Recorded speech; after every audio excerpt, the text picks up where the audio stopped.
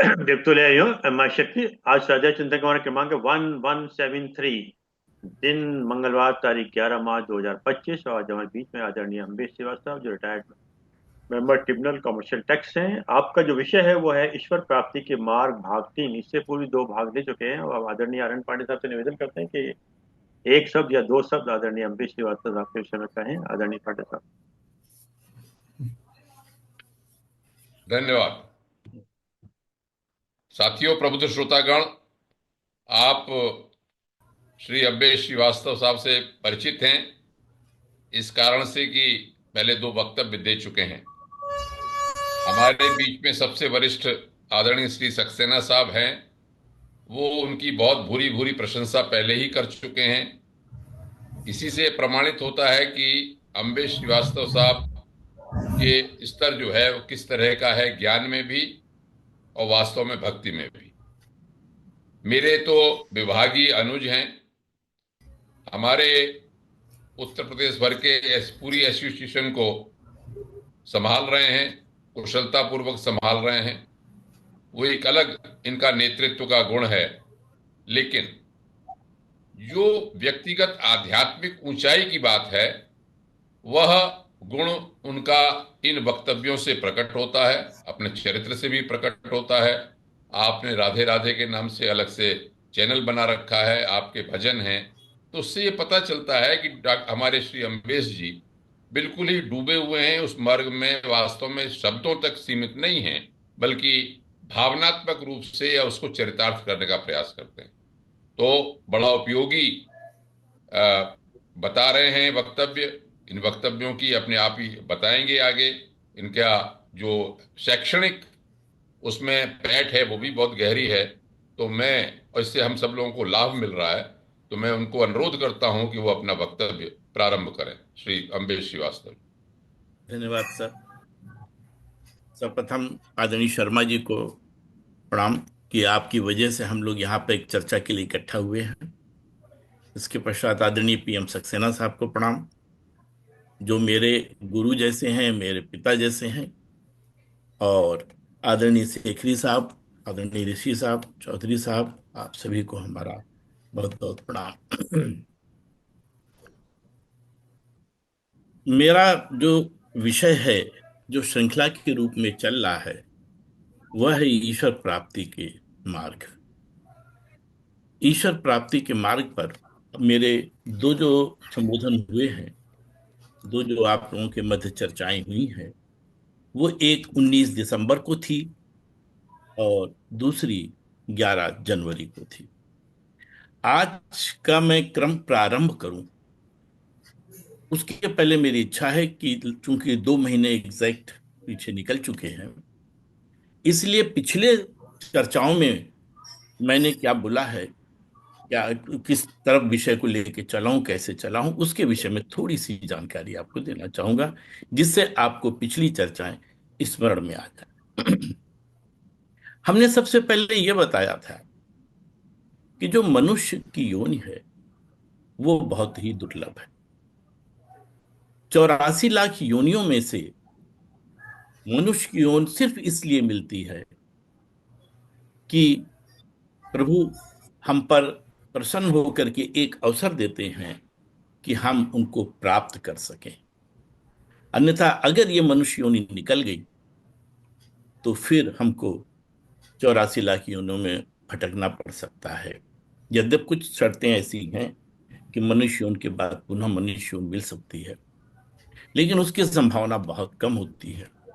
दूसरा ये भी रहता है कि अगर मनुष्य योनि मिली, यद्यप भगवान वो परिवेश देते हैं, सब कुछ करते हैं, लेकिन बाई चांस हमारा मत भ्रम हो जाए, हम भ्रमित हो जाएं और गलत राह पे चल पड़े, तो इसलिए जो भी हमारे पास योनि है, मनुष्य योनि है, और जो भी हमारे पास समय शेष है, उस शेष समय में हमारा ये प्रयास होना चाहिए कि हम क्या करें जिससे भगवान को प्राप्त कर सके। इस संदर्भ में मैंने ये भी बताया था कि मनुष्य उनकी दुर्लभता के साथ जो मनुष्य उनका लक्ष्य वास्तव में क्या, वो यही लक्ष्य है ईश्वर प्राप्ति का, उस आनंद की प्राप्ति का, कि हम ईश्वर को प्राप्त कर सके। यही मनुष्य उनका एकमात्र लक्ष्य है।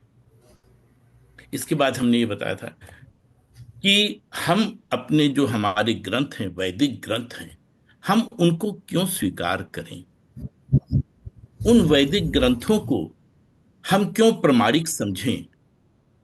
इसके विषय में मैंने बात की थी, कहा था कि 3 प्रकार के ग्रंथ होते हैं, विनिर्गित, स्मृत और कृत। इन तीनों में से प्रथम दो जो हैं, विनिर्गित या स्मृत, ये भगवान के निकले मुख से वाणियां हैं या महापुरुषों के द्वारा रचित ग्रंथ हैं। कृत ग्रंथ मनुष्यों के द्वारा लिखे होते हैं। तो इसलिए जो प्रथम 2 ग्रंथ हैं, विनिर्गित और स्मृत, हम उन पे किसी प्रकार का संदेह नहीं कर सकते। यदि हम उन पर भी संदेह करते हैं तो इसके मतलब कि हमारे पास अज्ञानता है या हम ईश्वर की तरफ, हम ईश्वर को नहीं जान पा रहे। तो विनिर्गित, जैसे आप देखिए, छोटी सी स्टेट बने या कोई एक कंट्री बने तो उसका एक संविधान होता है। बिना संविधान के कोई राज्य नहीं चल सकता, ये आप सभी जानते हैं। उसी तरीके से जब ये सृष्टि की रचना हुई तो ये तो बहुत बड़ी चीज थी। अब सृष्टि को चलाने के लिए एक संविधान की आवश्यकता थी, और जब सृष्टि की रचना हुई तो उस समय और कौन था? कोई नहीं था ईश्वर के अतिरिक्त। तब ईश्वर ने जो संविधान बनाया उसको ही वेद कहते हैं। विभिन्न प्रकार से आप इसको समझते हैं और विभिन्न प्रकार से उसकी बातें सामने आती हैं कि वो कैसे प्रकट हो। तो वेद वास्तव में भगवान के मुख से निकली हुई वाणी है।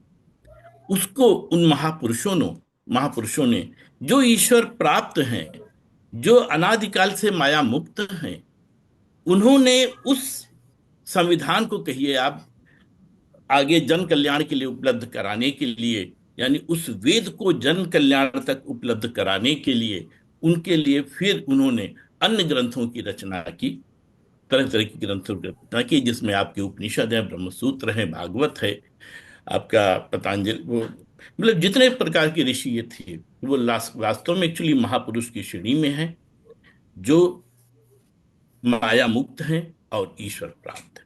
तो उनके रचित ग्रंथों को भी हम संदेह नहीं कर सकते। तो इस प्रकार से जो वैदिक ग्रंथों की है उसकी स्वीकार्यता 100% होनी चाहिए और हमें पूर्ण रूप से उस पर विश्वास करना चाहिए, तब हम आगे बढ़ पाएंगे। नहीं तो आगे हमारे लिए बढ़ना मुश्किल हो जाता है। फिर ये आता है कि ठीक है, हमने उसके बाद चर्चा की कि जब ये हमारे पास ग्रंथ आ गए जो हमारे मार्ग के प्रदर्शक हैं, तो फिर ईश्वर क्या है? ईश्वर को हम कैसे समझें? क्या ईश्वर का अस्तित्व है अथवा नहीं? इस विषय पर चर्चा हुई और हमने 4 प्रमाण दिए कि जिन प्रमाण से किसी भी वस्तु के, उन चारों प्रमाणों में से अगर कोई एक प्रमाण से प्रमाणित हो जाता है तो यह स्पष्ट होता है कि हाँ, उस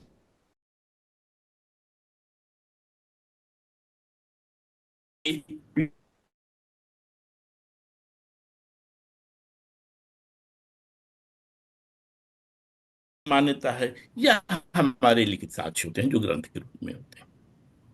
इनके आधार पर हमने ये चर्चा की थी आप लोगों के मध्य कि ईश्वर का अस्तित्व है। ईश्वर के अस्तित्व को आप नकार नहीं सकते।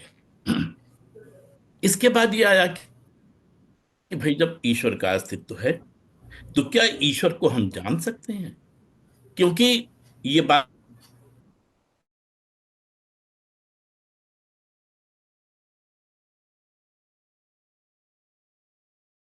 तक हम इस जन्म मरण के बंधन से मुक्त नहीं हो सकते, ईश्वर को प्राप्त नहीं कर सकते। तो ये है कि क्या हम ईश्वर को जाना जा सकता है? हमारे तमाम ग्रंथ ये कह रहे हैं कि ईश्वर को हम नहीं जान सकते। क्यों? क्योंकि ईश्वर दिव्य है। हमारी बुद्धि, हमारी इंद्रियां, ये सब माइक है। तमाम संदर्भों के साथ हमने इस चीज की चर्चा की थी कि ईश्वर के अस्तित्व को, सॉरी, ईश्वर को मनुष्य नहीं जान सकता है। लेकिन वेदों में ये लिखा, ग्रंथों में दिया हुआ है कि नहीं, जब तक हम ईश्वर को नहीं जान सकते तब तक हम इस ईश्वर को प्राप्त नहीं कर सकते। तब ये बात है कि भाई ये विरोधाभासी बातें हैं। एक तरफ तो हमारा ग्रंथ, हमारे वेद ये कह रहे हैं कि ईश्वर को नहीं जा सकता, दूसरी तरफ करें जब तक हम उसको जानेंगे नहीं तब तक ईश्वर को प्राप्त नहीं कर सकते।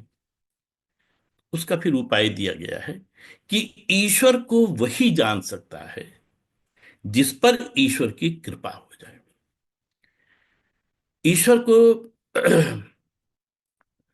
या तो भगवान की कृपा हो या गुरु की कृपा हो। गुरु भी कैसा होना चाहिए? गुरु श्रोत्री ब्रह्मनिष्ठ होना चाहिए। यह हमारे तमाम ग्रंथ कहते हैं कि गुरु आपका श्रोत्री ब्रह्मनिष्ठ हो। श्रोत्री ब्रह्मनिष्ठ का मतलब वेदों का ज्ञाता हो। वेदों के ज्ञाता का मतलब यह है कि उसको ज्ञान हो। और ब्रह्मनिष्ठ का मतलब उसको ब्रह्म का अनुभव हो चुका हो। अगर उसको खुद ब्रह्म का अनुभव नहीं है तो दूसरे को क्या कराएगा? बहुत स्पष्ट, चाहे गीता हो चाहे आपके भागवत हो, गीता में भी दो जगह कहा गया है कि गुरु श्रोति ब्रह्मनिष्ठ होना चाहिए। आप श्रुति ब्रह्मनिष्ठ की शरण में जाएं, तभी वो आपको ईश्वर से कनेक्शन जोड़ पाए। ये उसी प्रकार से है कि जैसे हमने घर की वायरिंग कर ली, घर की वायरिंग कर ली आपने, लेकिन उसको बिजली के मेन पावर से उसको आपने कनेक्ट नहीं किया। अगर आपने पावर से कनेक्ट नहीं किया है तो घर में प्रकाश कहां से आएगा? इसी प्रकार से हमारी जो साधनाएं हैं ये एक तरीके से उस मकान की वायरिंग है। साधनाओं के बाद ये जो पावर हाउस में जोड़ने का काम है, या तो ये ईश्वर खुद करता है अथवा ईश्वर के सदृश हमारा गुरु करता है, जो श्रोत्री ब्रह्मनिष्ठ हो। अन्यथा शास्त्रों में तो बहुत स्पष्ट इस बात को दिया गया है कि बगैर गुरु के आप ईश्वर को नहीं पा सकते, क्योंकि पावर वही कनेक्ट कर रहा है। तो ईश्वर को हम तभी जान सकते हैं जब हमें ईश्वर की कृपा प्राप्त हो। सोई जानो देव देव जनाई। और जैसे ही हम ईश्वर को जान गए वैसे हम फिर ईश्वर के हो जाते हैं। जानत तुम्हें तुम्हें हो जाए, वो ईश्वर की प्राप्ति हो जाती है। तो अब ये आता है कि भाई ठीक है,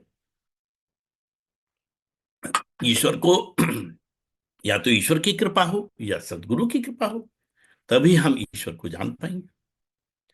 तो उसके लिए क्या करना है? करना यह है कि हमको उसकी पात्रता सिद्ध करनी है। इन किन प्रकार है? हमको उसकी पात्रता सिद्ध करनी है कि हम इतने सुपात्र हो जाएं कि भगवान की कृपा हम पर हो और वो हमको अपने में जोड़ दें, तभी हम ईश्वर को तक पहुंच सकते हैं। आगे दो मार्ग बताए गए हैं, एक श्रेय और प्रिय। श्रेय मार्ग वो है जो ईश्वर की प्राप्ति का है, प्रिय मार्ग वो है जो संसार की तरफ जाता है।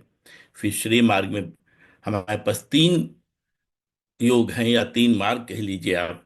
एक कर्म योग, ज्ञान योग और भक्ति योग। इन तीनों माध्यम से हम ईश्वर को पा सकते हैं, जिसकी चर्चा आज हम नहीं करेंगे, इसकी चर्चा आगे हम करेंगे। आज अब चूंकि हम यहां तक आ गए कि ईश्वर की कृपा से ही हम जब ईश्वर को जान सकते हैं, इसकी चर्चा पिछले उसमें हुई। तो अब हमको यह सबसे पहले देखना है कि ईश्वर आखिर है क्या, ईश्वर का स्वरूप क्या है। इसमें बहुत भ्रम है, कोई कुछ कहता है कोई कुछ कहता है। जिसकी जो मान्यता है वो उस मान्यता को स्वीकार करता है। लेकिन अगर उस मान्यता को भी स्वीकार करें आप, तो भी कोई दिक्कत नहीं है। ये तो एक जानकारी के लिए है, ज्ञान के लिए है कि आप ईश्वर को ईश्वर का वास्तविक स्वरूप क्या क्या है। पहली बात तो देखिए, ये आज हम इसी पर चर्चा करेंगे कि ईश्वर का स्वरूप हम क्या है। देखिए, ईश्वर को जानना संभव ही नहीं है। ईश्वर के विषय में कुछ भी बताना संभव ही नहीं है। तो हमारी ऐसी माइक अल्प बुद्धि ईश्वर के विषय में क्या बता पाएगी? बहुत स्पष्ट सी बात है, हमारे में वो सच क्षमता नहीं है कि हम ईश्वर के स्वरूप को की चर्चा भी कर सकें। लेकिन है तो आगे चलते हैं, हम देखते हैं कि हमारे ग्रंथों में, वेदों में ईश्वर के विषय में क्या कहा गया है। उस आधार पे हम लोग अपनी अपनी रुचि के अनुसार जो भी हमारा सारांश हो, या जो भी हम उसको जिस रूप में जानना चाहें, जो भी हमारा भाव हो, उस आधार पे हम उसको स्वीकार कर सकते हैं। ईश्वर भी भाव का भूखा है। वो ये नहीं कहता कि आप मुझे किस रूप में मान रहे हो, आप किस नाम से पुकार रहे हो, इससे उसमें कोई फर्क नहीं पड़ता।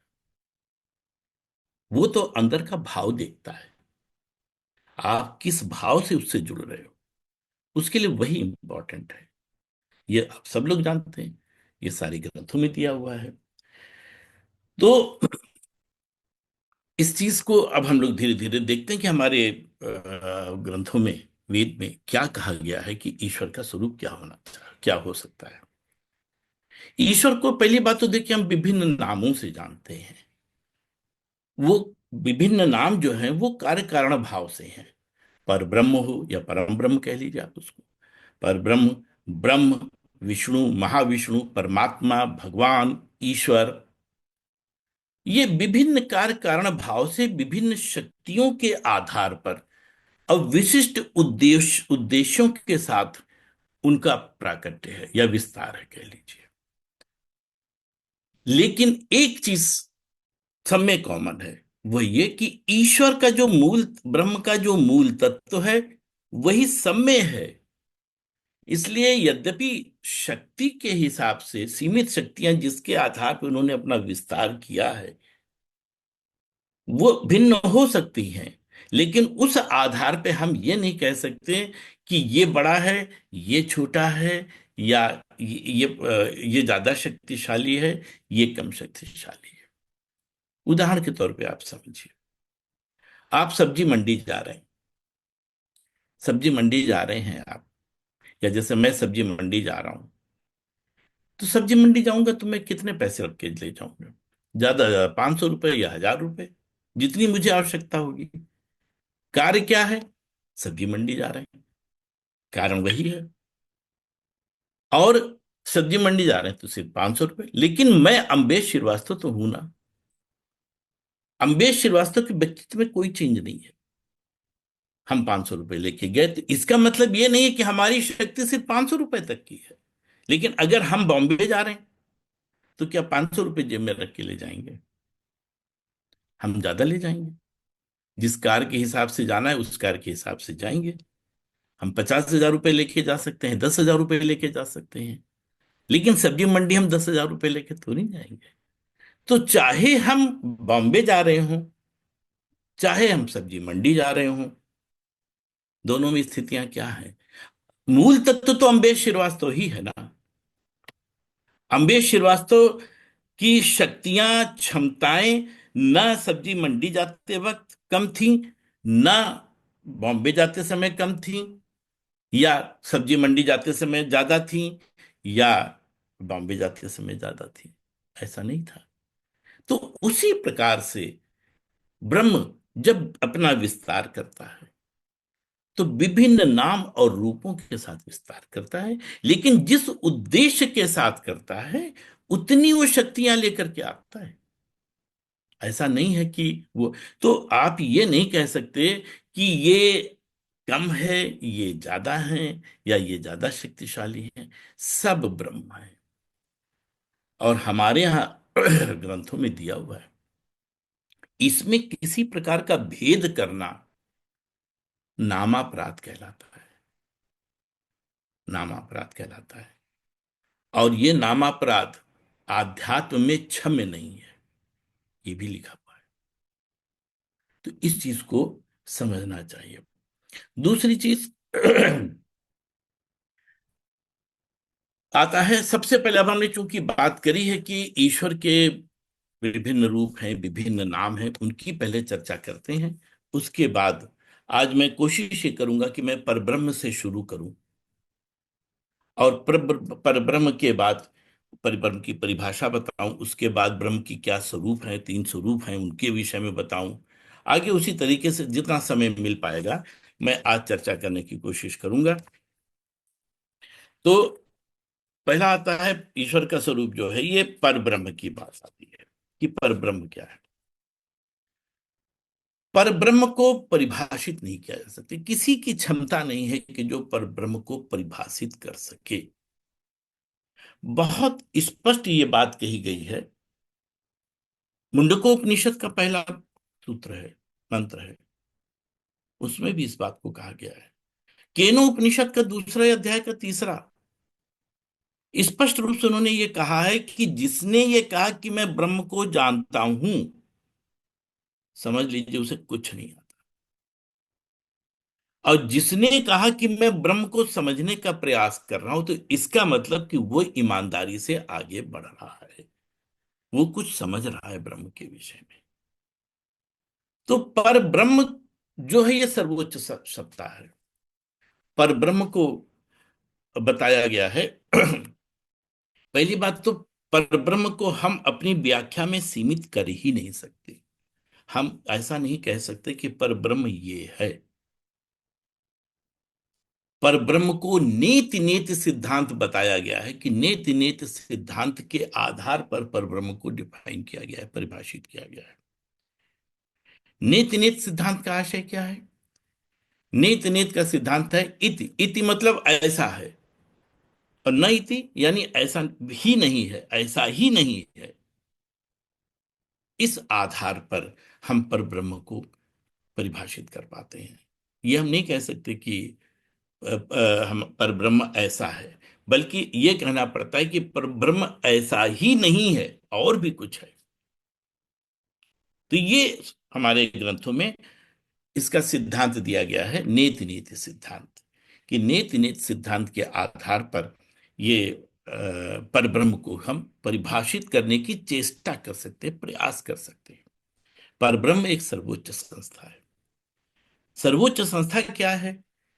इसके लिए हमको सृष्टि सृजन के पहले की स्थिति में जाना पड़ेगा, तब हम परब्रह्म को बता सकते हैं। इसके लिए ऋग्वेद के 10वें मंडल का जो 129वां श्लोक है, वो नासदीय सूक्त कहलाता है। नासदीय सूक्त में 7 सूक्त हैं। उन 7 सूक्तों के आधार पर यह बताने की चेष्टा की गई है, वो भी सही कंक्लूजन पर नहीं पहुंचे। उन्होंने भी यही कहा कि इसको कोई समझ ही नहीं सकता। लेकिन जो नासदी सूक्त के 7 सूक्त हैं, जैसा बताया गया है, वो मैं आपके सामने प्रस्तुत कर रहा हूं।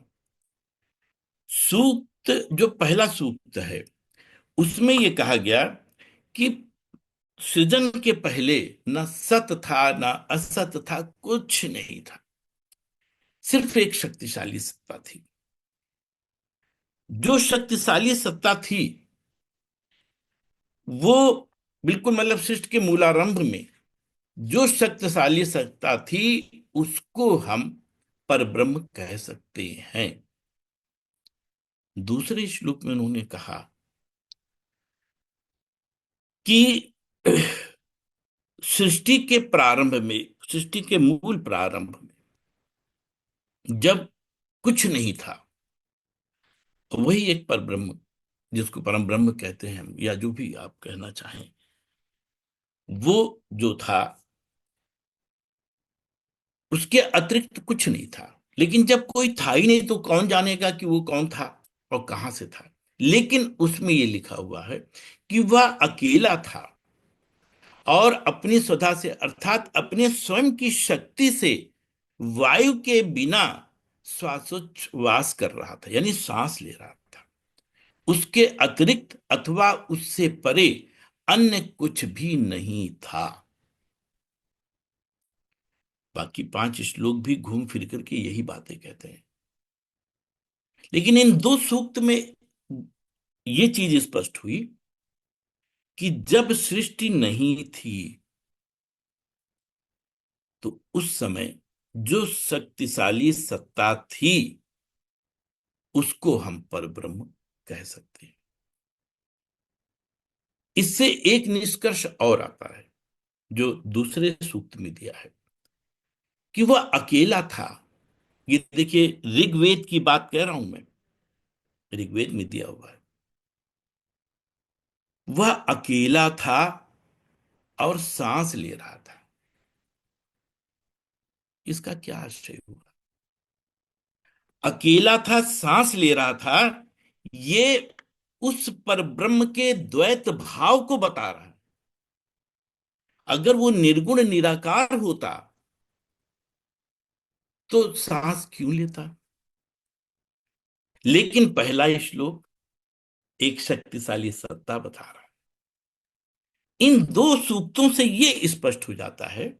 इसकी व्याख्या मैं आगे करूंगा, जब उनके स्वरूप पे आऊंगा तब भी बताऊंगा इस चीज को कि हमारे यहाँ कहाँ कहाँ कितना बताया गया है। इससे ये स्पष्ट हो गया कि उस पर ब्रह्म, परम ब्रह्म की सत्ता में भी निर्गुण निराकार का स्वरूप था और सगुण साकार का भी स्वरूप था। ये दोनों चीजें सत सृजन के पहले विद्यमान थी। लेकिन ये निर्गुण निराकार और सगुण साकार कोई ये दो व्यक्ति नहीं थे, दो तत्व नहीं थे। ये सिर्फ एक ही तत्व था जिसको हम परम ब्रह्म जानते हैं। मांडुक्य उपनिषद का जो पहला मंत्र है उसमें उन्होंने, अभी मैं उस पर चर्चा पे आया नहीं हूं, मैं चर्चा में जब आऊंगा तो बताऊंगा कि ईश्वर के स्वरूप में कि उन्होंने स्पष्ट इस बात को कहा है। हमारे तो खैर सभी ग्रंथों में, चाहे कोई उपनिषद आप उठा लीजिए, आप ये वेदांत उठा लीजिए, ब्रह्मसूत्र उठा लीजिए, भागवत उठा लीजिए, सब में सारे रेफरेंसेस मेरे पास हैं। मैं आपको रेफरेंस के आधार पर भी बता सकता हूं। स्पष्ट रूप से इस बात को कहा गया है कि ब्रह्म निर्गुण भी है और सगुण भी है, निराकार भी है, साकार भी है। ये उसी प्रकार से है जैसे हम आप हैं। हम भी निराकार हैं और साकार भी हैं। इसको आपने कभी सोचा? हम हैं क्या? क्या हम ये शरीर हैं? हम वो आत्मा है। और वो आत्मा क्या है? साकार है? नहीं ना, वो तो निराकार है। तो आप क्या हो गए? निराकार हो गए ना। लेकिन साथ ही साथ आपको आपकी पहचान के माध्यम के लिए, आपके अन्य उद्देश्यों के लिए शरीर दिया गया, तो ये आप साकार भी हो गए।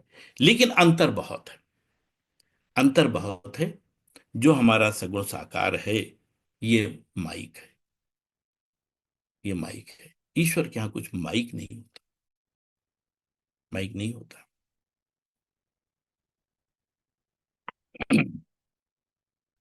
तो ये नासदी सूत्र से ये स्थिति आती है कि परब्रह्म के विषय में बताया गया कि परब्रह्म जब सृष्टि सृजन के पहले एकमात्र सर्वोच्च सत्ता थी, वो परब्रह्म की थी।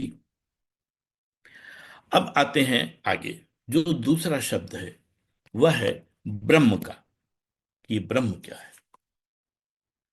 ब्रह्म के विषय में देखिए, इसका मैं ब्रह्म को हमारे ग्रंथों में परिभाषित किया गया है। इसमें कहा गया है विष्णु पुराण के अनुसार ब्रह्म दो धातु और प्रत्यय से बना हुआ है। बृह धातु एवं भृंग धातु तथा मनन प्रत्यय से युक्त होकर के ये ब्रह्म शब्द बना है।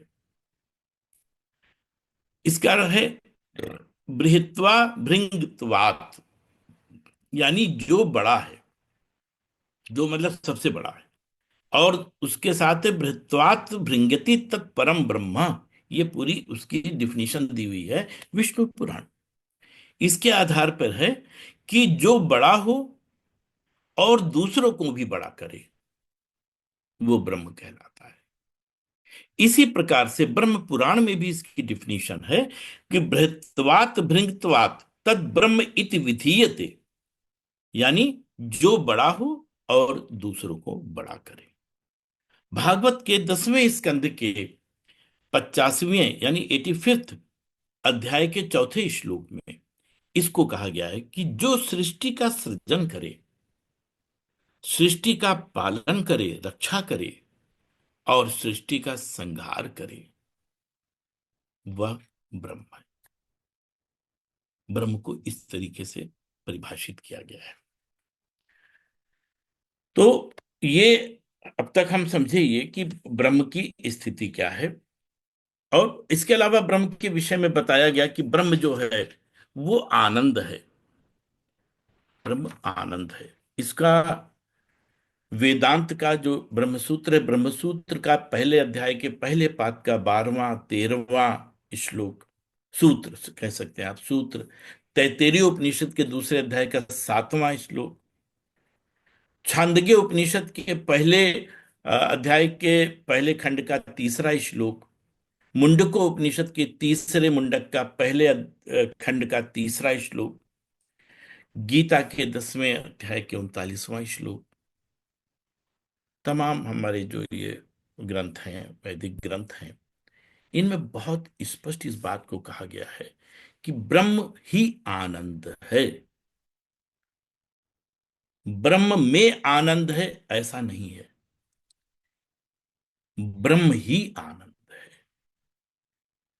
इसीलिए जिस उसको चाहे रस के शब्द का प्रयोग करके कि रसो वैसा है, ब्रह्म ही परम रस है। रस का मतलब आनंद। तो ब्रह्म जो है वह आनंद है। यही एक ऐसा स्वभाव है जो जीव में भी है, क्योंकि जीव ब्रह्म का अंश है। इसी कारण से जीव सदैव आनंद की खोज में रहता है। हम खड़े हैं तो अपने आनंद के लिए, बैठे हैं तो आनंद के लिए, लेटे हैं तो आनंद के लिए, कहीं जा रहे हैं तो आनंद के लिए। उसके पीछे के उद्देश्य, उस वह आनंद कैसे मिलेगा, उसके पीछे का उद्देश्य कुछ भी हो सकता है। लेकिन जो कुछ है, हमारी आप खुद अपना आत्माकलन करिए कि सुबह से शाम तक की जो भी आपकी दिनचर्या होती है वो है तो आनंद प्राप्ति के लिए ही। और ये आनंद जब हम माइक हो जाता है, यानी माया के उसमें रहता है, तो हम जो सुख मिल रहा है, भौतिक सुख, उसको ही आनंद समझ जाते हैं। भौतिक सुख और आनंद में क्या अंतर है? भौतिक सुख कुछ क्षण का होता है। आपको बहुत तेज भूख लगी हुई है, आपने बढ़िया स्वादिष्ट भोजन किया, आपको आनंद आया, सुख मिला वास्तव में। क्योंकि अगर यह सुख स्थायी होता तो आप दोबारा खाना नहीं खाते जीवन में। आपका बच्चा है, आपके रिश्तेदार हैं, वो जब तक आपका काम कर रहे हैं तब तक आप उनसे सुखी हैं, आप उनसे आनंदित हैं।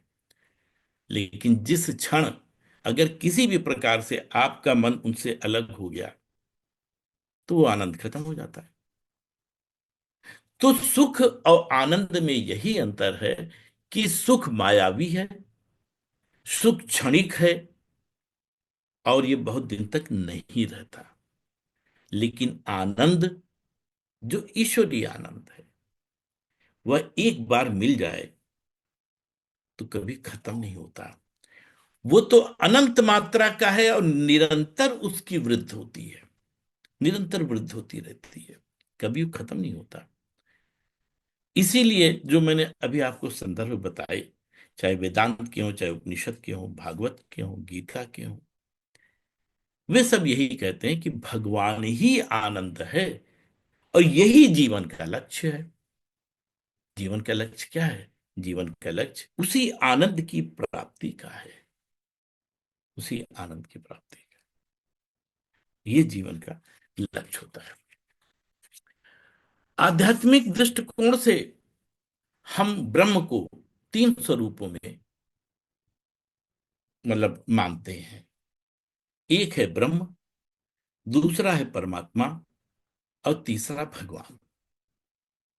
ये भागवत में बहुत स्पष्ट रूप से इस चीज का उल्लेख है कि हम इनको तीन स्वरूप में मानते हैं।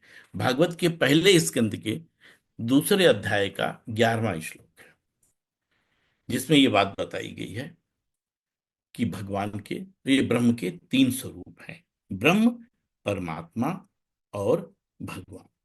इन सबको अलग अलग तरीके से परिभाषित किया गया है। ब्रह्म की डिफिनेशन मैंने आपको बताई, भगवान की डिफिनेशन में बताया गया है कि जो 6 ऐश्वर्य से युक्त होता है उसको भगवान कहते हैं। परमात्मा वो जो आपके हृदय में स्थित है, सभी जीवों के, सारे भूतों के जीव हृदय में स्थित है, उसको परमात्मा कहते हैं। ये मुख्य रूप से तीन स्वरूप माने गए। इसके बाद भी इनके कई नाम हैं, परमेश्वर है, ईश्वर है, सब इस तरीके से कई नाम हैं। वो भी मतलब हैं सब ब्रह्म।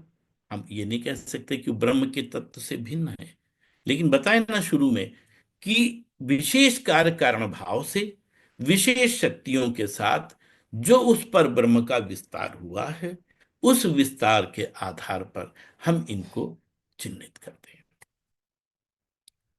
तो इस प्रकार से ब्रह्म के तीन स्वरूप मुख्य रूप से बताए गए हैं। अब आते हैं इस बात पे कि ब्रह्म जो है वो दो विरोधी धर्मों का अधिष्ठान है, और एक जगह नहीं, इसको हमारे ग्रंथों में कई जगह कहा गया है। ये सब मैं इसलिए कह रहा हूं कि इससे आपका अब मतलब भ्रम किसी तरह का फिर दिमाग में नहीं रहना चाहिए। हमारी साधना के लिए, हमारे जो जिस प्रकार की आप साधना कर रहे हैं उसके लिए इतना ज्ञान आवश्यक है। बहुत ज्यादा ज्ञान की आवश्यकता नहीं है, लेकिन इतना ज्ञान आवश्यक होना चाहिए कि हम अपने मार्ग को प्रशस्त कर सकें। जिस रास्ते पे हम चल रहे हैं, चाहे वो कर्म योग का हो, चाहे ज्ञान योग का हो, चाहे भक्ति योग का हो, उसमें कहीं हमारे हृदय में भ्रम न पैदा हो, हमारे मन में किसी प्रकार का भ्रम न पैदा हो।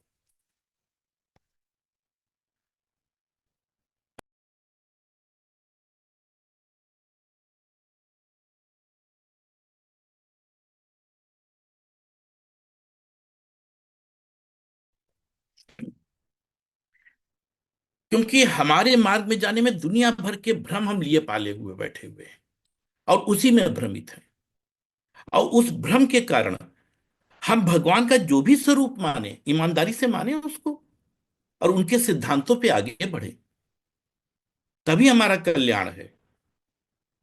हम कुछ भी मान लें, ठीक है, आप कुछ भी मान लीजिए, लेकिन ईमानदारी से उसका निर्वहन तो करिए। कोई मार्ग पकड़िए, आप ईमानदारी से उस पर चलिए। अगर आप ईमानदारी से नहीं चल पाए तो आप कहीं के नहीं रहेंगे, कहीं के नहीं रहेंगे, त्रिशंकु की स्थिति हो जाती है। जो भी मार्ग आप अपनाएं, अब आज तो देखिए टाइम हो रहा है, 6:40 हो रहा है, 10 मिनट का टाइम मेरे पास है, 10 मिनट में हम जो भी चर्चा कर पाएंगे करेंगे। लेकिन ईश्वर के स्वरूप की चर्चा के बाद में कर्म योग, ज्ञान योग, भक्ति योग में जितना मुझे ज्ञान है, मैं कोशिश करूंगा कि उसकी चर्चा मैं आपसे करूं अगली मीटिंग्स में। तो स्पष्टता आती है दिमाग में। ये ज्ञान सिर्फ इसलिए आवश्यक होता है कि हमारे मार्ग को प्रशस्त करे, ईश्वर को प्रशस्त करे, और आप जिस रूप में भगवान को मान रहे हैं उसका भाव आपके अंदर पैदा करे, आपका भाव प्रगाढ़ करे, इतना प्रगाढ़ कर दे कि उसके अलावा फिर चिंतन में कुछ ना रह जाए। तब समझिए आपकी साधना आगे बढ़ी है। उसके बाद गुरु की कृपा होगी, उसके बाद ईश्वर की कृपा होगी। जब तक आपका अंतःकरण आपके भाव से शुद्ध नहीं हो जाता, तब तक वो कृपा नहीं मिलती है। और जिस क्षण वो कृपा मिलेगी, मैंने आपको बताया कि आपके घर की जो वायरिंग का पावर कनेक्शन है वो जुड़ जाए। वो जुड़ेगा तभी जुड़ेगा, उसके पहले नहीं जुड़ेगा। औपचारिकताओं से दूर रहना है। भगवान हृदय का भाव देखता है, भगवान औपचारिकता नहीं देखते। भगवान आपकी प्रार्थना में प्रयुक्त किए गए शब्दों को देखता है और उनके भावों को समझता है कि उन शब्दों का प्रयोग आपने किस भाव से किया। हम आरती में कहते हैं, तुम ही हो माता पिता, तुम ही हो, तो मैं मतलब अ, तुम ही हो माता, तुम ही पिता हो। तुम्ही हो बंधु सखा तुम्ही हो। बता, सखा तुम। तुम्हें माता च पिता तुम्हें तुम्हें तुम्हें बंधु सखा तुम्हें विद्या द्रविणम तुम्हें तुम्हें जी, सर्वम मम देव देव। राम देव देवा। तो ऋषि जी, तुमेव का अर्थ क्या है?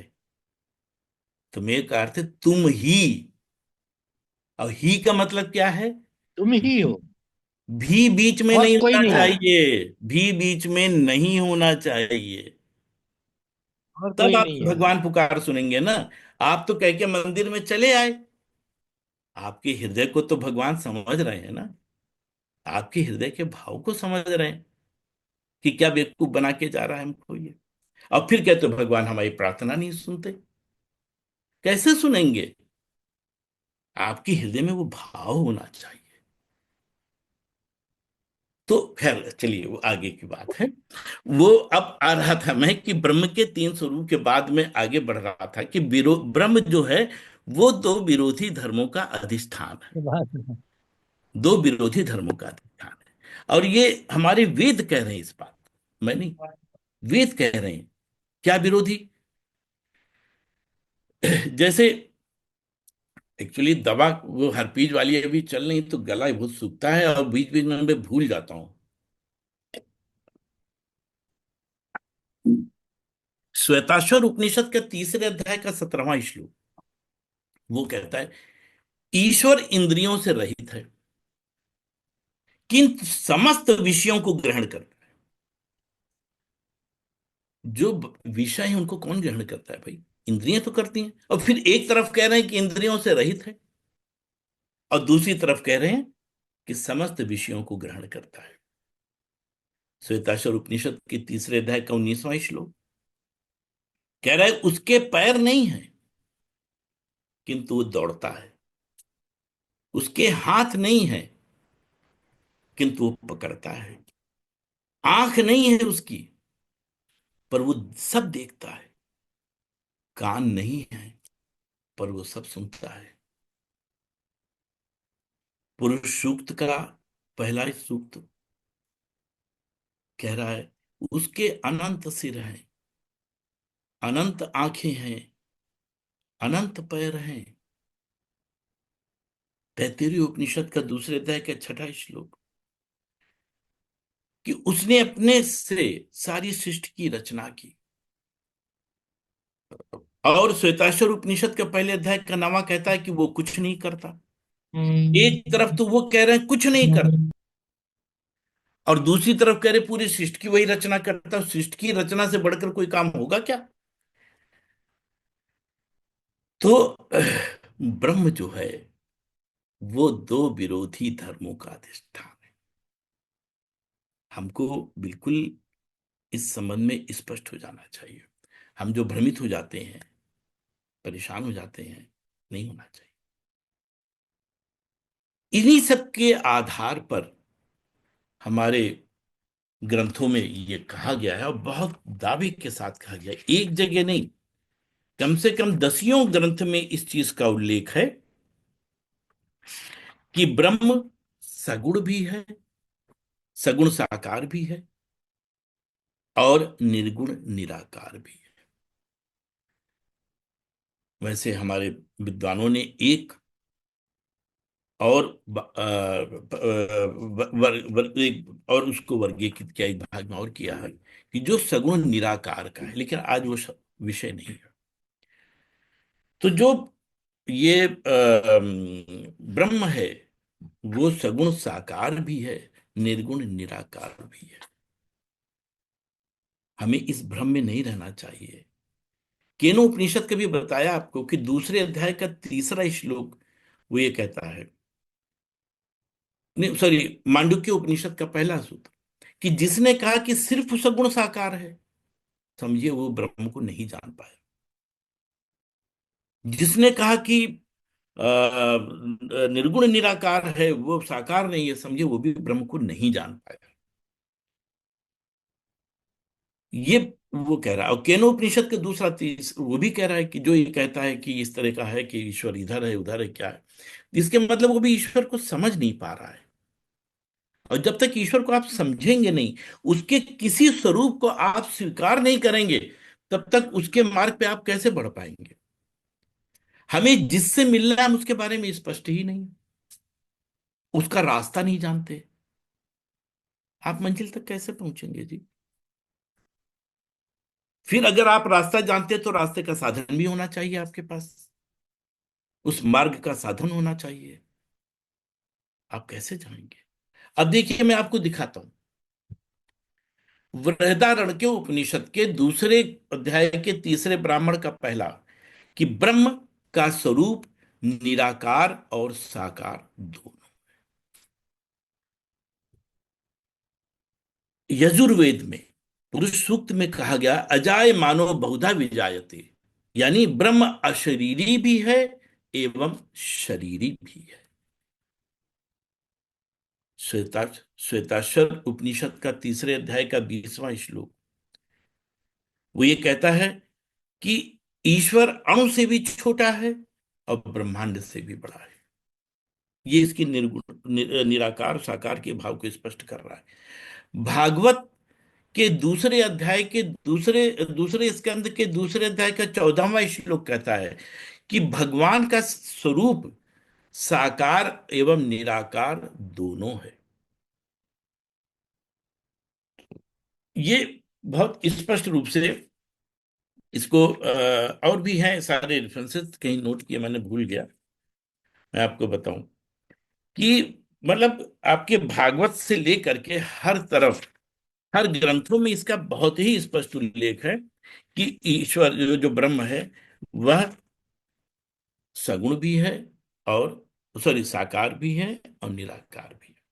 सगुण और निर्गुण का अर्थ यह है, सगुण यानी सारे गुणों से युक्त है, वो सारे कार्य करता है, लेकिन निर्गुण का अर्थ है कि वो कुछ कार्य नहीं करता, कार्य करने चाहता, वो सारी शक्तियों को अपने में समेट के बैठा हुआ है, कुछ नहीं करता। जैसे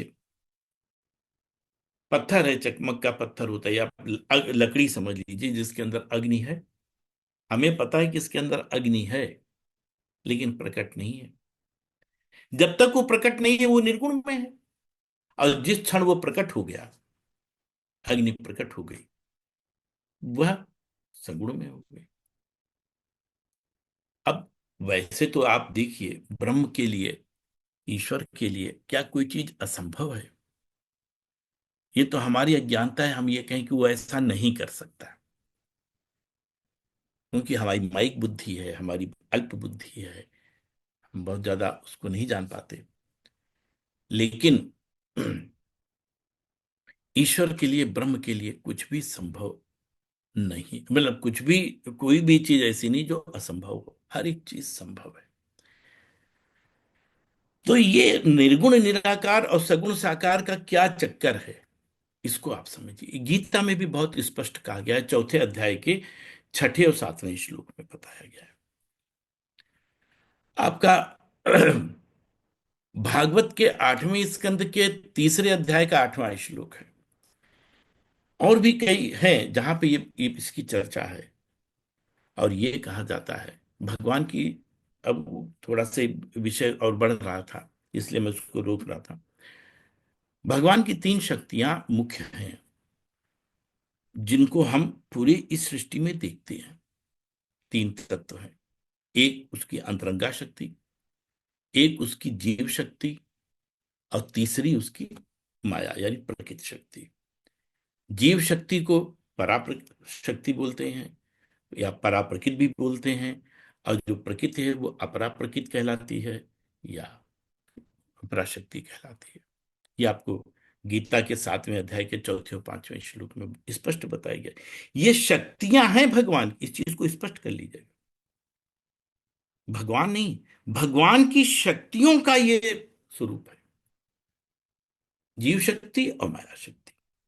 लेकिन जो भगवान की अपनी अंतरंगा शक्ति है, इसमें तीन शक्ति अंतर्निहित है, तीन भाग शक्तियां, एक सत, दूसरा चित्त और तीसरा आनंद। इन सच्चित आनंद के जो भाव हैं उनके तीन हैं, संधिनी, संवित और आनंद, ये आराधनी शक्ति। इन तीनों के संयोग से ईश्वर सारे कार्य करता है, वो भगवान अपनी अंतरंगा शक्ति से करता है। यह हमारे वेदों में बड़ा स्पष्ट रूप से इसका उल्लेख है, एक नहीं दसियों संदर्भ है वेदों में। गीता में भी कहा उन्होंने, 4 अध्याय के 6 श्लोक में कहा कि मैं अपनी योग माया को माध्यम से अवतार लेता हूं। ये जो तीनों शक्तियां हैं, ये संयुक्त रूप से योग माया ही है भगवान की। और इसी बात को भागवत के 8वें अध्याय, 8वें स्कंध के 3 अध्याय के 8वें श्लोक में कहा गया कि भगवान अपनी इस अंतरंगा शक्ति का प्रयोग करके सगुण साकार के रूप में प्रकट होते हैं, और ये उनकी सगुण साकारता है। इसीलिए बृहदारण्यक उपनिषद के 8वें अध्याय के पहले ब्राह्मण का 5वां श्लोक, जिसमें भगवान के 8 गुण बताए गए हैं, उन 8 गुणों में प्रथम 6 गुण जो है वो निराकार के ब्रह्म के हैं, और अंत के 2 गुण साकार ब्रह्म के हैं। शर्मा जी, टाइम ज्यादा हो रहा है ना? ये तो आप लीजिए, आराम से लीजिए, कोई दिक्कत नहीं, आप आनंद लीजिए, आनंद का। अब वो हम नहीं, मैं यहीं पे आगे समेटता हूं जैसा इसको, आपकी इच्छा, क्योंकि जैसा आपकी। अभी अभी काफी इसमें है। तो आज तो मैं थोड़ा सा बस एक समझिए भूमिका बता रहा था, क्योंकि जब हम ईश्वर को समझ जाएंगे तब ईश्वर के मार्ग को आगे समझेंगे। ईश्वर प्राप्ति का मार्ग जो हमारी शीर्षक है, टाइटिल है, अभी हम उस पर आए ही नहीं है। अभी तो हम उसकी खाली भूमिका पे चल रहे हैं, क्योंकि जिसको प्राप्त करना चाहते हैं, जहां जाना चाहते हैं, जब तक हम उसको अच्छी तरीके से नहीं जान लेंगे, हम भ्रम में फंसे रहेंगे। तो इसलिए मेरा उद्देश्य था कि मैं 2-3 मीटिंग्स में कम से कम इस चीज को आप लोगों के समक्ष रखूं, जितना मुझे ज्ञान है उसके हिसाब से। तो ये आपको मैंने बताया कि ईश्वर जो है, हमारे शास्त्रों में, वेदों में बहुत स्पष्ट रूप से इस बात का उल्लेख है कि सगुण भी है, साकार भी है। गीता में भी भगवान ने कहा कि मैं निर्गुण निराकार के रूप में इस पूरे संसार में व्याप्त हूं, लेकिन परमात्मा के रूप में सबके हृदय में स्थित हूं। परमात्मा उनका सगुण साकार का रूप है, और जो सृष्टि कर रहा है, जो सृष्टि रचना कर रहा है, वो निर्गुण निराकार के आधार पे कर ही नहीं सकता। जब वो संकल्प ले रहा है कि मैं एक से अधिक हो जाऊं, तो एक से अधिक होने का मतलब क्या है? तो इसके बाद ये था कि हम भगवान के शरीर के विषय में बात करते, यहां तक हमारे ग्रंथों में दिया हुआ कि भगवान के अपने धाम हैं, भगवान इन ज्ञानेंद्रियों से परे हैं। ये कुछ चीजें रह गई हैं जिनको मैं अगली मीटिंग में प्रयास करूंगा कि मैं उसको करूं। आज मेरे ख्याल से समय भी ज्यादा हो गया है, और उसको मैं चाहूंगा बहुत कि बहुत धन्यवाद आदरणीय अम्बेश्वर सर। जी, सभी लोग अनम्यूट हैं। आप बहुत बढ़िया तरीके से भाषा और शैली का प्रयोग करते हुए हमको समझा रहे हैं। जो इस संबंध में प्लीज यथार्थ किसी को जिज्ञासा हो तो आदरणीय अम्बेश्वर सर से पूछ सकते हैं।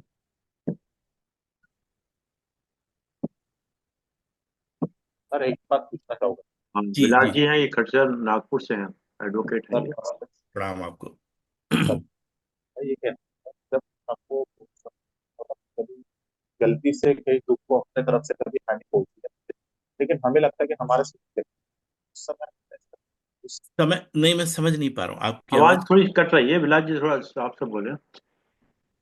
कभी कभी क्या होता ना, जैसे हम लोग कभी कोई किसी के प्रति, जैसे हम नहीं चाहते कि किसी से कैसी थोड़ी सी आवाज रेज करके बात करे या कुछ है, लेकिन कुछ गलत वस्तु, हमें पता है कि वो भी आत्मा है, हम भी आत्मा है, हमारे से कुछ गलती होना, लेकिन उस समय अगर कुछ गलती हुई और उसको हम लोग अभी अपने दिल में अपने क्षमा मांग लेते हैं कि भाई चलो हमको माफ कर दो, क्या सर वो माफी मिल सकती है कि वो हमारे कर्मों में युक्त जाता देखिए, ये मानवीय स्वभाव है, है? मानवीय स्वभाव है। इससे आप अलग तभी हो पाएंगे जब आप माया मुक्त हो पाएंगे। और माया मुक्त होने के पहले अंतःकरण की शुद्धि बहुत आवश्यक होती है। आप किस मार्ग से चल रहे हैं मुझे नहीं पता, लेकिन जिस मार्ग पे चल रहे हैं उस मार्ग से भी आपको अंतःकरण की शुद्धि हो सकती है। उसका सिर्फ एक ही तरीका है। अगर आप उस तरीके को आज से इस्तेमाल कर लें तो देखिए आपका ये स्वभाव धीरे धीरे कम होने लगेगा। और दूसरी चीज बता दें, माफी मांगना तभी क्षम्य होता है जब वो प्रायश्चित के रूप में हो और फिर उसकी पुनरावृत्ति न हो। हम लाख सुबह शाम माफी मांगे फिर वही गलती करें तो प्रायश्चित नहीं होता, वो गलती क्षम्य नहीं होती है।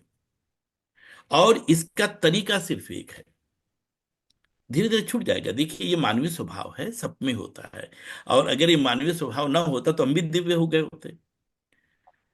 इसका सिर्फ एक उपाय है, वह उपाय है आप नित्य और निरंतर अपने इष्ट का चिंतन करें। बहुत बहुत आप अच्छी। अगर नित्य निरंतर प्रतिक्षण, आपको जी। पता है 21,600 सांसें हैं 24 घंटे में आप लेते हैं। उस 21,600 सांसों में अगर हमने 600 सांस में भगवान का नाम ले लिया तो अपने को बड़ा समझते हैं, हमने बड़ा भगवान का नाम ले लिया। आप नित्य निरंतर अगर भगवान के अपने इष्ट का चिंतन करें, जिसका भी कर रहे हैं, आप देखिए यह आपका अपने आप अंतःकरण की शुद्धता होने लगेगी और यह स्वभाव आपका दूर हो जाएगा। तो एक छोटा सा प्रश्न मेरा है, मन में जी। विचार आया है। जी। आपने आपने भी माना भाई आत्मा में, हर जीव में आत्मा है, और हर वस्तु में आत्मा है। बिकॉज परमेश्वर सर्वव्यापक सर्वंतर्यामी सर्वशक्तिमान। तो आत्मा और परमात्मा में फर्क इतना है कि हमारी सीमित है और वो सीमित है। अच्छा, अब इसका मतलब हमें, अगर हम उसी का अंश हैं, अगर हम आत्म शुद्धि करके, जहाँ शुद्धि की बात किया, मनसा वचा वर्चा कर्म से शुद्धि करते हैं, और आत्मा अंतर ध्यान करके अंतर यात्रा में ही अगर हम आनंद प्राप्त करते हैं, तो मैं अपना अपना एग्जांपल देता हूँ। मुझे आज तक कभी आवश्यकता नहीं पड़ी कि मैं किसी और परमात्मा का पूजा पाठ करूं या किसी का ध्यान करूं। ओम मेरा ये ओम है, पिछले जन्मों से ही शायद आया हुआ है, और गायत्री है। मुझे कोई आवश्यक, आनंद में हूँ। मेरे मन में इस तरह का आनंद है कि बताना तो असंभव है। लेकिन कोई है नहीं कि मुझे कोई शुबा नहीं, कोई शक नहीं, कोई कोई ये भी नहीं, कोई भी परमात्मा है नहीं। है जो है कुछ ना कुछ तो है ही है, उसके बिना तो कुछ है ही नहीं। लेकिन वो क्या है, वो निराकार निराकार से मान लो, आप साकार मानने वाले साकार मान लो। तो मुझे बाहर के परमात्मा की जरूरत क्या है? मुझे तो आवश्यकता नहीं पड़ी अभी, आज भी आवश्यकता नहीं है, और मैं परमानंद में हूँ। आप मुझसे प्रश्न कर सकते हैं कि मैं आनंद में हूँ, आप मेरी परीक्षा ले सकते हैं कि मैं आनंद में हूँ कि नहीं। लेकिन मैं कोई और परमात्मा की ये तो कभी कोई भक्ति नहीं करता, और आवश्यकता नहीं पड़ी मुझे। ये तो बहुत अच्छी स्थिति है आपकी, तो इसमें प्रश्न क्या है? प्रश्न कुछ नहीं, मैं ये अच्छा। आपसे, ये मैं सर्टिफाई करवा रहा, ये हाँ, मैं कहना चाहता हूँ, तो ये भी आप एक, आपकी एक अल्टरनेटिव है। आपने आपने अपनी स्थिति बताई, आप जिस मार्ग पे हैं उस हाँ, मार्ग से आप ईमानदारी से आगे बढ़ रहे हैं तो परमानंद की स्थिति में होंगे, होना भी चाहिए। और यही हम आपके जीवन का उद्देश्य है। अगर आप कर रहे हैं, वहां पहुंचे हुए हैं, तो इससे श्रेष्ठ कुछ नहीं है। आप बहुत शुद्धि अच्छी। है, शुद्धि, शुद्धि बहुत आप जरूरी, जो आपने कहा। आप वो शुद्धि है, शुद्धि के बिना बिल्कुल कुछ नहीं होता। बिल्कुल, बगैर अंतःकरण की शुद्धि के परमात्मा नहीं मिलता। जी बहुत सुंदर, बहुत अच्छा है आपका। आदरणीय अम्बेश साहब, हमारे बीच अच्छा में आदरणीय पीएम सक्सेना साहब हैं। तो जी। जो महर्षि अरविंद से जुड़े हुए, वहाँ आत्मा को चैत्य वर्ड यूज किया गया, वो क्यों किया गया था? दोनों एक ही हैं क्या? आत्मा और चैत्य जो आप पीएम परमात्मा, सक्सेना, क्यों इस सक्सेना पर साहब? ये जो आपका प्रश्न है ये कम से कम 1 घंटे का है, ओहो, चलिए फिर नेक्स्ट में ले लीजिए, कोई बात और ये मैं आगे चर्चा करूंगा। नहीं, ठीक है। ब्रह्म और जीव क्या है, इस पे मैं चर्चा करूंगा, और वो चर्चा सारे हमारे वैदिक संदर्भों के आधार पे आधारित होगी। उसमें मेरा कोई निष्कर्ष नहीं हो। नहीं, मेरा कहना सिर्फ ये था कि वहां उन्होंने इस शब्द को आत्मा क्यों नहीं किया, उन्होंने वहां इसको कैसा क्यों किया, मतलब मेरा दिमाग में क्यूरियोसिटी जागी ना। आज चलिए आप आज नेक्स्ट में लीजिए, नेक्स्ट में अभी, लीजिए, हाँ, इसको अगले उस हाँ पर अगले में रखिए, लीजिए, कोई क्योंकि दिक्कत आज आज अभी खाली ईश्वर के नहीं। हाँ नहीं, स्वरूप ठीक की है, ठीक चर्चा है, ठीक चल रही है। अभी हम है। जीव तक अच्छा पहुंचे अच्छा, ही चलिए नहीं। एक लाइटर मूड में सर एक क्वेश्चन, जैसे आपने आनंद और सुख की बात करी, जी। तो ये ऐसा देते हैं ना, आनंद के लिए हमें सब चीज दोस्त चाहिए और सुख के लिए पैसा चाहिए, जरूरी है क्या सर? अरे सुख बगैर पैसे के नहीं मिलेगा क्या? आपको कोई चीज तभी चाहिए होती है जब आपकी कामना हो। अगर आपकी कामना नहीं तो कोई चीज नहीं चाहिए।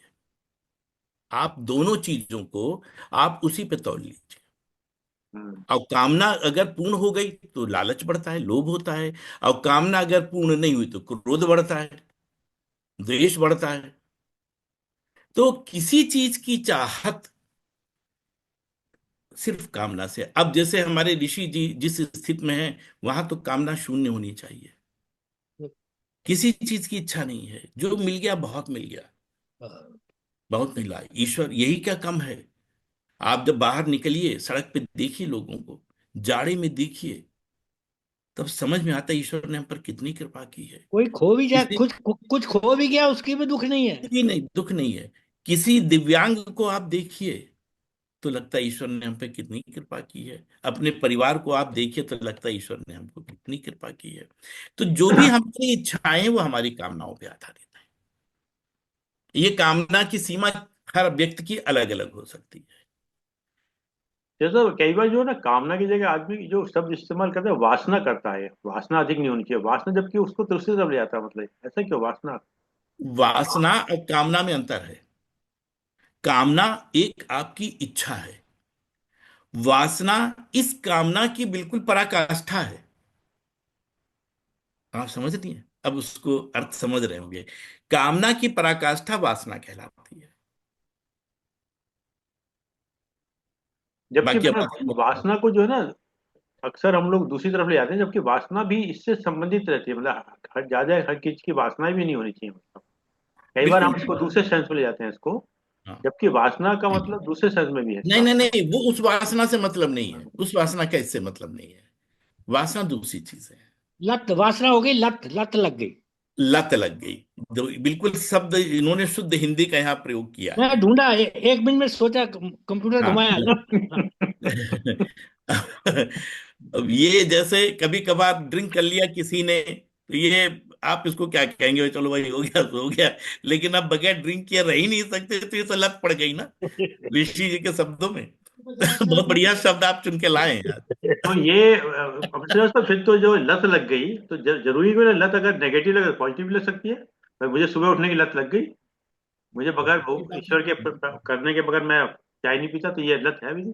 लत आप एक ही लगाइए, उसके अलावा लत सब अपने आप सही हो जाएंगी। वो है ईश्वर चिंतन की, अपने प्रभु के चिंतन की लत आप लगा लीजिए, हर मिनट की, हर क्षण की। कोशिश करिए, मतलब हम आपके बारे में नहीं कह रहे हैं इस चीज को, हो सकता है आपका चल रहा हो, हम तो जानते नहीं इस चीज को। लेकिन मेरा ये कहना, एक सिद्धांत यह है कि बस लत एक होनी चाहिए, कामना एक होनी चाहिए, वासना एक होनी चाहिए। आप ईश्वर से कुछ भी मांगिए तो सिर्फ दो चीजें मांगिए। इसके अलावा किसी तरह की कामना ईश्वर के समक्ष नहीं होनी चाहिए। पहली, हमें अपनी चरणों की भक्ति दो, या अपने से प्रेम करो, जिस आप मार्ग पे चले, पहला वो।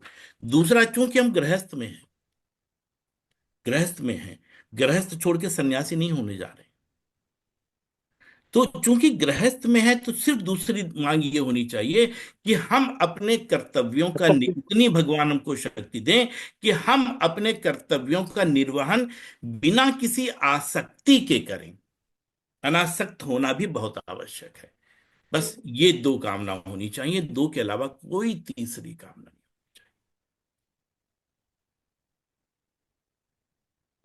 ठीक है साहब, आप भी कुछ पूछ लो, वरना फिर नायब साहब धन्यवाद देंगे। पांडे जी बोल के गए नायब साहब के लिए।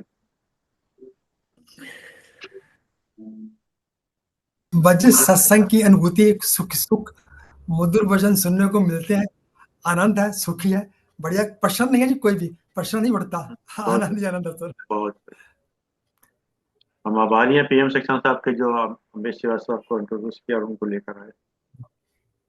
चलिए नायब साहब, आप भी, जो सेक्शन साहब आप भी कुछ बताइए। सब नहीं, आपको बस, आप तो सुन ही रहे हैं। चलिए, गुरु जी भी कुछ बोलेंगे? नहीं, आवाज नहीं आ रही सर, आवाज खोल लीजिएगा। बहुत ही लप लप कर रहे हैं। एक शेर चूक गया है तृष्णा। ऋषि जी ये बताइए, तृष्णा शेष है कि नहीं है? वित्तेषणा, लोकेषणा, पुत्रेषणा। कुछ नहीं है, कुछ कुछ विचार ही नहीं, उस चीजों का विचार ही नहीं कुछ आता। आनंद मस्त है वो, जैसे कोई चलिए नायब साहब, धन्यवाद दीजिएगा। सब खत्म, लोकेशन लोकेशन।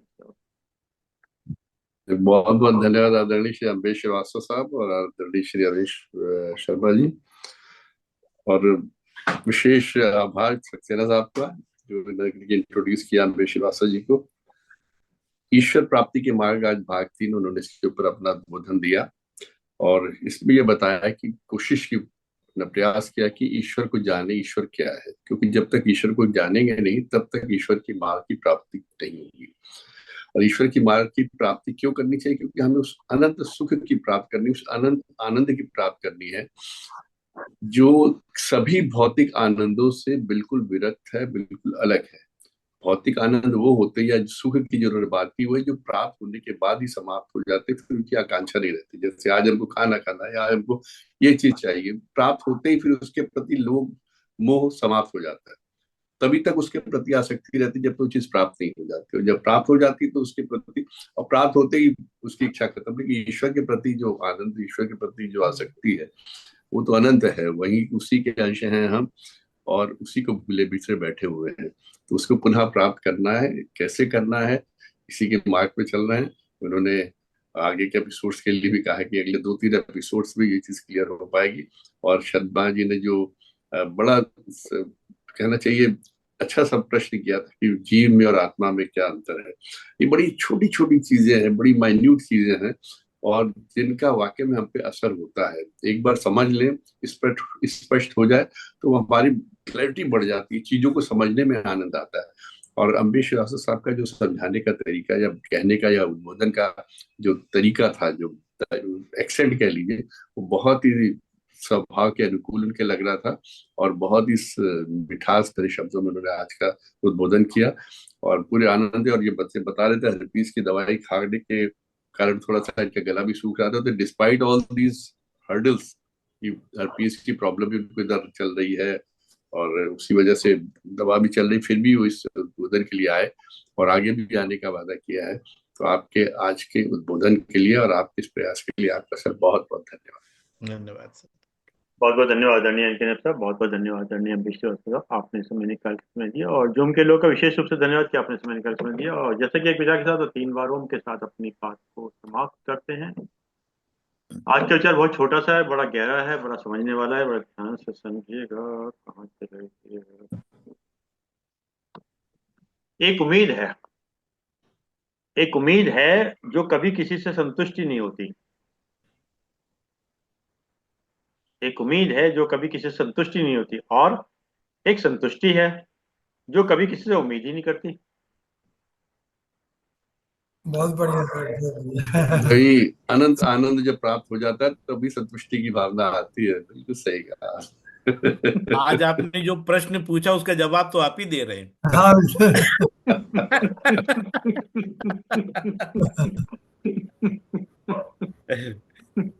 आइए साहब, 3 बार का उच्चारण करते हैं।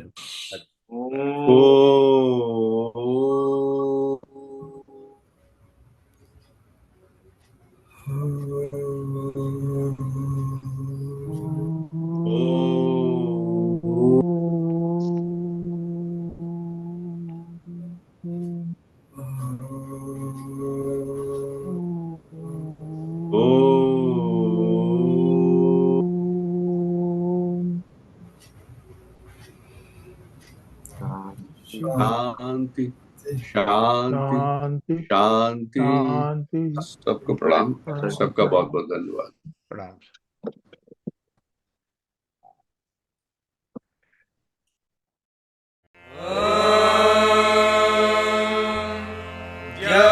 शान्तिरन्तरिक्षं